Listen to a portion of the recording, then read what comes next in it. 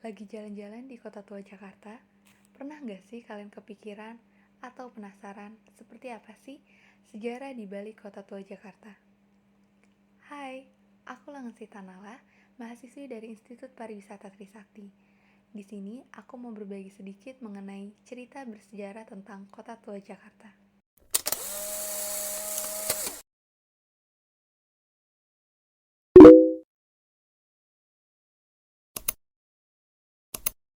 Kota tua Jakarta merupakan salah satu ikon wisata ibu kota yang syarat akan nilai sejarah. Banyak bangunan bersejarah yang sudah berdiri sejak zaman dahulu serta masih kokoh hingga saat ini. Beberapa di antaranya adalah Museum Fathahillah, Museum Bank Indonesia, Museum Bank Mandiri, Jembatan Kota Intan, Pelabuhan Sunda Kelapa, Menara Shan Badar, dan lain sebagainya. Dalam sejarah singkat kota Jakarta, kota tua Jakarta juga dikenal sebagai kota Batavia Lama atau Old Batavia. Kawasan ini dulunya merupakan pusat pemerintahan Batavia dengan luas wilayah sekitar 15 hektar. Tidak jauh dari kawasan kota tua Jakarta, terdapat pelabuhan kerajaan Sunda, yaitu Pelabuhan Sunda Kelapa atau Pelabuhan Sunda Kalapa, yang terletak di muara Sungai Ciliwung.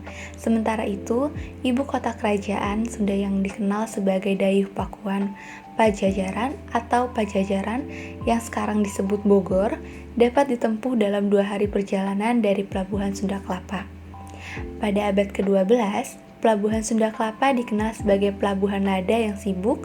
Kapal-kapal asing dari Cina, Jepang, India berlabuh di pelabuhan ini dengan membawa barang dagangan seperti porselen, kopi, sutra, kain, dan sebagainya untuk ditukar dengan rempah-rempah. Tepatnya, pada tahun 1527, terjadi pendudukan Sunda Kelapa oleh Fathahillah dari Kesultanan Demak. Nama Jayakarta berarti kemenangan.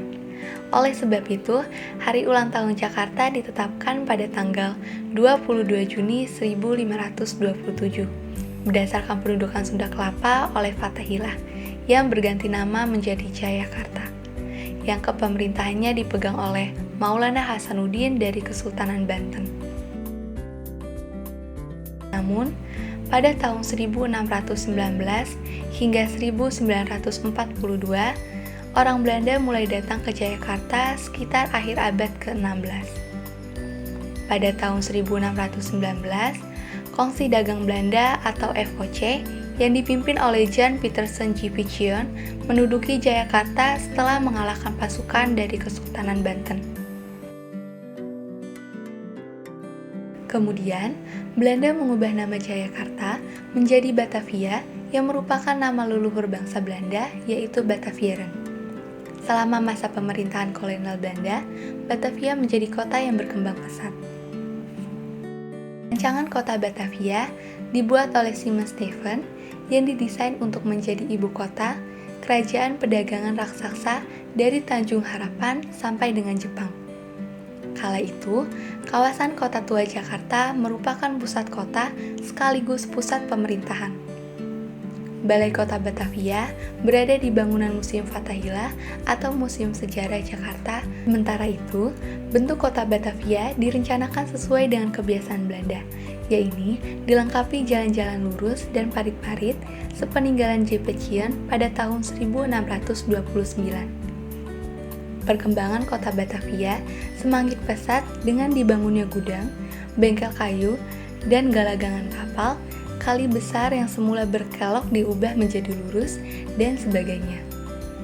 Daerah sekitar kali besar dijadikan hunian elit pejabat Belanda, salah satunya adalah Toko Merah yang hingga saat ini masih berdiri dengan kokoh.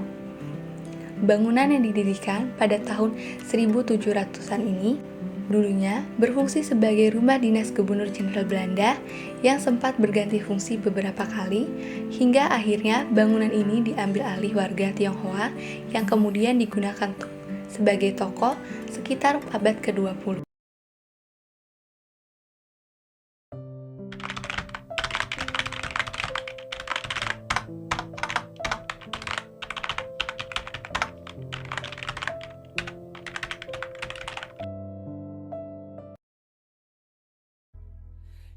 Jakarta usai merdeka setelah Indonesia merdeka, yang pada akhirnya nama Jakarta resmi dipakai. Selain itu, Jakarta ditetapkan sebagai ibu kota Indonesia dengan pusat pemerintahan di kawasan Istana Merdeka pada saat ini. Guna meninggalkan warisan kolonial, Arnold Dus Ishak Zacharias Mononutu yang menjabat sebagai Menteri Penerangan Republik Indonesia Serikat atau RIS menegaskan sejak 30 Desember 1949 tak ada lagi sebutan Batavia.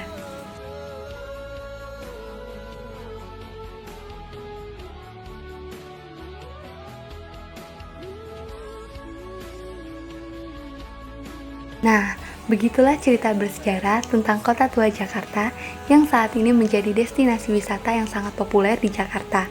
Aku harap cerita yang barusan aku ceritakan dapat menjadi pengetahuan tambahan bagi kamu yang penasaran atau mengklik video aku ini. Dan sampai jumpa lagi. Bye-bye!